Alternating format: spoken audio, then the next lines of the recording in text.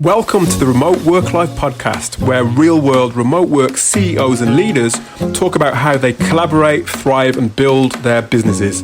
Join me and thousands of followers from around the world to learn skills you need to work online from anywhere. I'm your host, Alex Wilson-Campbell. I'm an interview coach and tech recruiter on a mission to help you gain clarity and direction in your career and uncover hidden jobs through one-to-one and group coaching. And today I want to introduce you to the CEO of Olark, Ben Congleton. And in this little segment, he really talks through how he and his team make the whole process of applying for jobs a little bit more comfortable for job seekers, because we know what it's like. It can be difficult, and especially now, lots more people are applying for jobs online. It's very competitive. So if you have, or if you're interacting with a business that makes it that little bit more comfortable for you, then it makes it a bit more easier. So have a listen and see what you think. So I used to run hiring for a while, but we hired someone who is so much better than I am at it that it's fantastic. So Mandy is probably the person who could best answer that question. Okay. But I could try to give you a sense for it, right? So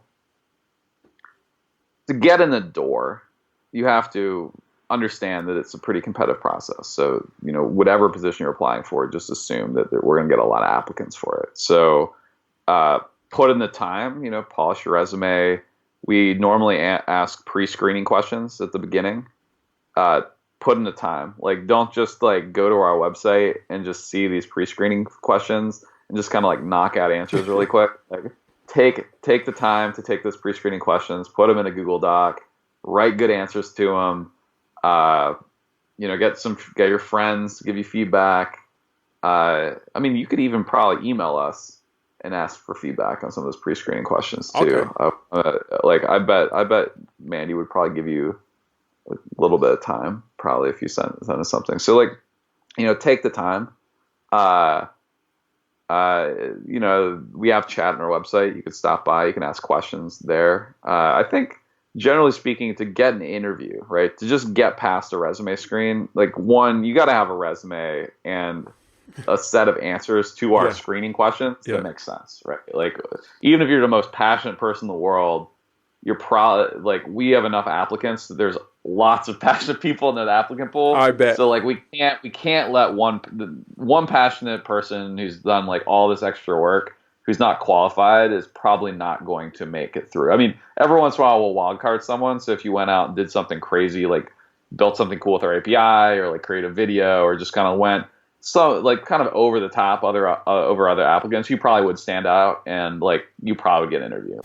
So what do you think of that little segment there with Ben Congleton, the CEO of Olark, where he was talking about the hiring process and the sort of interactions that they have with job seekers in that process? I think there were two things that I learned but two things that I really condone, and that is, as Ben was alluding to, is that it takes a lot of effort on your part as a job seeker, if that's what you're doing, to really engage with the process. You have to really put the work in on your part to present yourself as somebody who is attractive to a company like Ben's. But on the other hand, it also takes a considerable amount of effort on the part of the business that is hiring to attract the right kind of candidate to their business as well. And I think sometimes businesses do forget that they should put just as much work in as they expect from the job seekers. And that is all part of what's often referred to as the candidate experience. And I think a lot of businesses out there, they don't put enough into it. And I think that they think that the candidate experience is just about what happens during the hiring process. And for me, usually that hiring process is usually quite, restricted in terms of time scale. So they might hire, for example, for 1, 2, or 3 months of the year, and do that probably 4 times a year, for example. But for me, the candidate experience extends much further than that, and the candidate experience is all about how people perceive that business 24/7, 365 days of the year. So, yeah, I think Ben Congleton and his team at Olark are really putting a lot of effort into their candidate experience.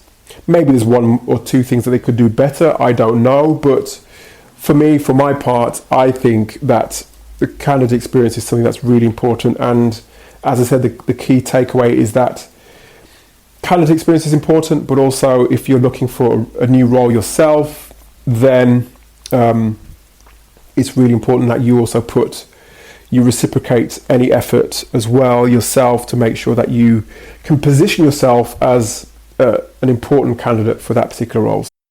That's it for today's episode of the Remote Work Life podcast. If you want to watch exclusive on-demand video, including fireside chats and online lessons given by real-world remote work leaders, future of work experts and coaches, head over to www.remoteworklife.io. You'll learn how to get clarity on your career direction, how to thrive in a remote work culture, how to stay connected and develop and support your remote work teammates, and how to tend to your physical and mental health needs. Go to remoteworklife.io now and remember to connect with me, your host, Alex Wilson Campbell, on LinkedIn, Facebook and YouTube.